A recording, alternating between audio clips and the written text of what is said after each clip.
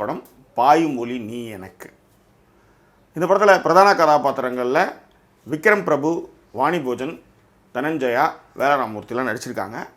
இந்த படம் எப்படி இருக்குது அப்படின்றத நம்ம பார்க்கலாம். அதுக்கு முன்பாக இந்த தளத்தை இதுவரை சப்ஸ்கிரைப் பண்ணாதவங்க சப்ஸ்கிரைப் பண்ணுங்கள், லைக், கமெண்ட், ஷேர் பண்ணுங்கள். முக்கியமாக லைக் பண்ணிவிட்டு டைம் இருந்தால் லைக் பண்ணிவிட்டு போங்க. ஸோ விரிவான பாயும் ஒளி நீ எனக்கு திரைப்படத்துடைய விமர்சனத்துக்கு ஸ்டே டியூன் வித் மீ.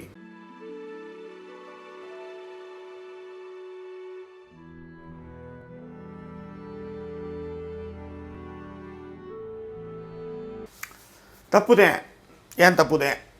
அது ட்ரெய்லர் நான் பார்த்துருக்கணும். ட்ரெய்லர் பார்க்காம போயிட்டேன். போனால் ஹீரோவுடைய பாயிண்ட் ஆஃப் ஷாட்ஸ் எல்லாமே அண்டர் எக்ஸ்போஸாக இருக்குது. ஐயோ, எப்படி ஒரு அண்டர் எக்ஸ்போஸை ஒரு எடிட்டரு இதெல்லாம் மீறி எப்படி ப்ரிவியூலாம் பார்த்து எப்படி இவங்க படத்தை ரிலீஸ் பண்ணியிருக்காங்கன்னு ஒரு பெரிய குழப்பம். அப்புறம்தான் ஹீரோ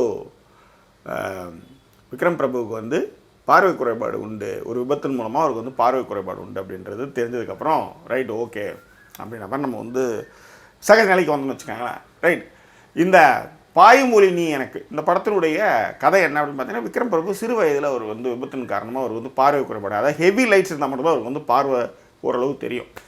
ஒரு டல் லைட்டு, இருட்டு அப்படின்னா சுத்தமாகவே தெரியாது. இப்போ நம்ம ஓரளவுக்கு அண்டர் எக்ஸ்போஸாக இருக்கும்போது நமக்கு பார்வையில் நிறையா செயல்திறன்கள்லாம் அதிகரித்து நமக்கு கூர்ந்து பார்க்குறோம் இல்லையா, அவருக்கு அது மாதிரி இருக்காது. அது பகலில் நல்லா தெரியும், ஓரளவுக்குன்னா நல்லா தெரியும்னா ஓரளவுக்கு தெரியும். அதுவே நைட்டானா ரொம்ப கஷ்டம். அதுவும் லைட்டு நல்லா பிரைட்டாக இருக்கிற லைட் இடத்துல கொஞ்சமாக லைட்டாக ஒரு மாதிரி மங்கலாக தெரியும். அதுதான் அவருடைய குறை. அவருக்கு தங்கச்சி மாப்பிள்ளை பார்க்குறாங்க. நம்ம வாணி போஜன் அந்த வெட்டிங் பிளானராக இருக்காங்க.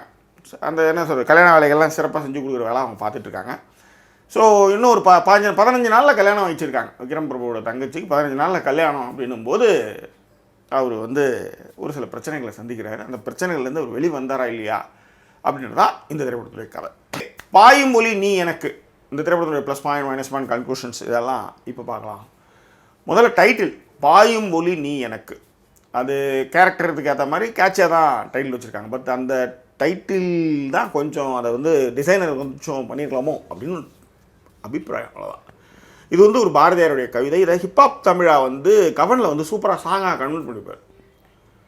பாயும் ஒளி நீ எனக்கு, பார்க்கும் விழி நான் உனக்கு, தோயும் அது நீ எனக்கு, தும்பியடி நான் உனக்கு, வாயுரைக்க வருவதில்லை வாழி நின்ற மேன்மை எல்லாம், தூய சுடர் வானிலே சூரிய அமுதே கண்ணம்மா என் காதலி. அதை சூப்பராக கம்போஸ் பண்ணியிருப்பார் ஹிப்ஹாப். அந்த பாயும் ஒளி நீ எனக்கு வச்சு டைட்டிலாக வச்சுருக்காங்க. விக்ரம் பிரபு டானாக்காரனுக்கு அவருடைய கெரியரில் பெஸ்ட் அப்படின்னு சொல்லுவேன். அப்படி ஒரு படம் அதை தக்க வச்சுக்கிறதுக்கு அவர் இன்னும் நிறைய போராடணும் அப்படின்றது தான் இந்த படத்தில் அவருடைய லுக்கு, அவருடைய அந்த பார்வை. ஏன்னா பார்வை குறைபாடும் போது கொஞ்சம் உத்து பார்ப்பாங்க.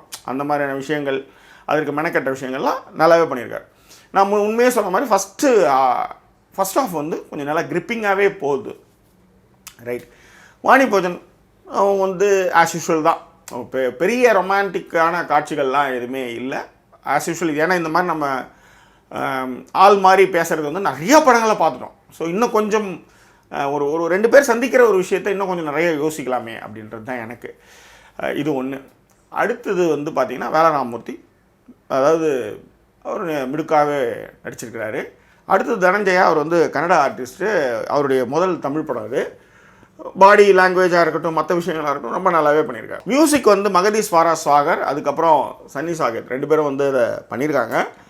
சாங்ஸ் ஒரு 2 சாங்ஸ் கொஞ்சம் நல்லா தான் இருக்குது. அதுக்கான மாண்டேஜஸ்லாம் ரொம்ப நல்லா இருக்குது. ஸ்ரீதர் தான் சினிமோகிராஃபர்.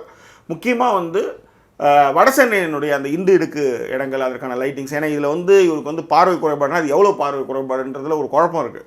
ஒரு இடத்துல சுத்தமாக அண்டர் எக்ஸ்போஸாக இருக்குது, ஒரு இடத்துல ஓரளவுக்கு இருக்குது. ரைட், எனிவே அது அவர் சொன்ன மாதிரி பிரைட் லைட்டில் மட்டும்தான் அவருக்கு ஓரளவு தெரியும்.